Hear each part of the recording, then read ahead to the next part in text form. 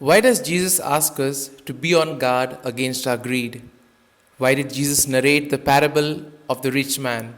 What does today's gospel teach us about the riches in heaven? All these questions and more answered during today's episode of Daily Reflections.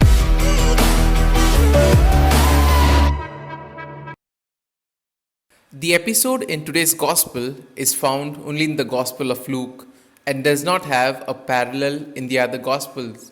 This is the parable for our times, where most of us seem obsessed with the idea of accumulating more and more possessions, as if the value of our life depends on how much we possess.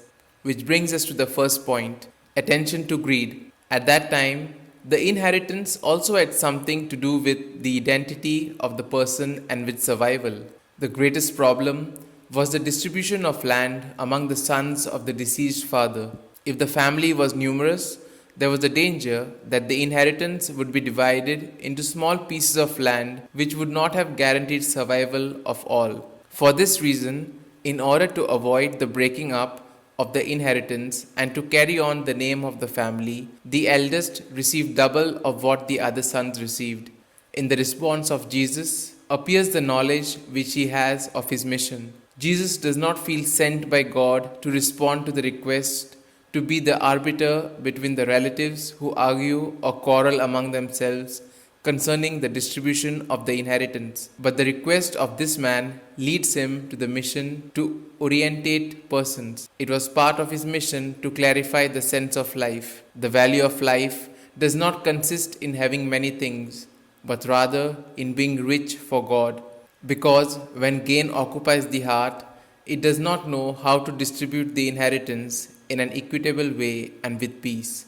Which brings us to the next point, the sense of life. Jesus told a parable to help persons to reflect on the sense of life. The rich man was very obsessed by the concern of his goods, which had increased in an unforeseen way because of an abundant harvest.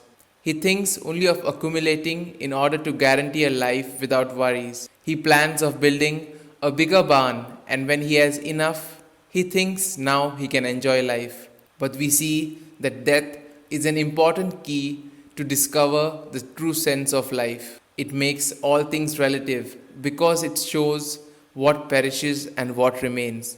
Anyone who only seeks to have and forgets to be loses everything at the hour of death. Which brings us to the next point, treasures in heaven. How can one become rich for God? Jesus gives several suggestions and advices. Anyone who wants to be first, let him be last. It is better to give than to receive. He or she who loses his or her life will save it. We are all driven to acquire more wealth, more possessions, more status. In this parable, Jesus attacks greed and egoism. This rich man is living for this world and this life only. He is thinking only of himself with no awareness of the needs of others, despite his own abundance. Today, Jesus reminds us that when we leave all this behind, we will be asked what spiritual riches we have accumulated.